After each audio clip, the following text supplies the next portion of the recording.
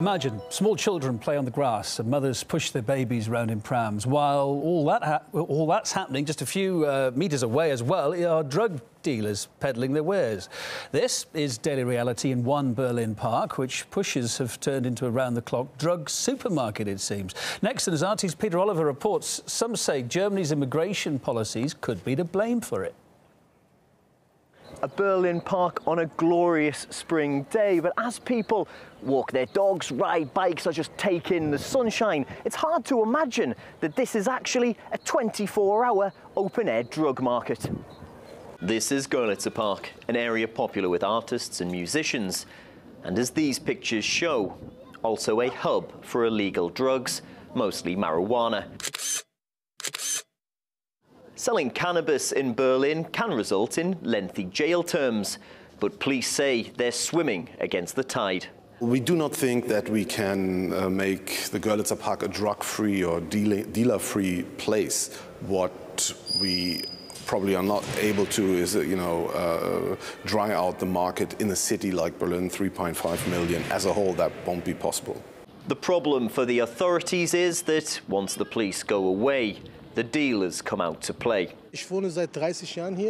I've lived here for 30 years. Now it's as bad as it has ever been. We've got drugs being dealt around kids, families in the park. It's no good. Police come, maybe make a few arrests, but as soon as they leave, then the dealers come back. The only way I can see a solution is if there was a permanent police presence here, but that's not realistic. The issue of what to do about the pushers has found itself tied in with Germany's policy towards refugees. The vast majority of dealers are from Africa, with many of those having fled to the EU to escape conflict. Stuck in asylum limbo, unable to work legally, they turn to selling drugs. Many of my friends are so-called drug dealers at Görlitzer Park.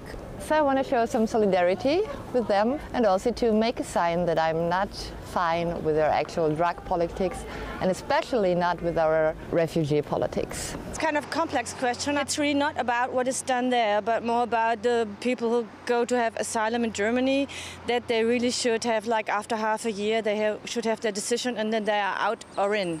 And so sometimes really people wait for 10, 20 years and they just sit around and not allowed to work. A request to establish a Dutch-style coffee shop in the park is expected to be submitted this year. But legalizing the sale of cannabis may only serve to create another problem: what to do with the hundreds of dealers who have no rights to legitimate work. Peter Oliver, RT, Berlin.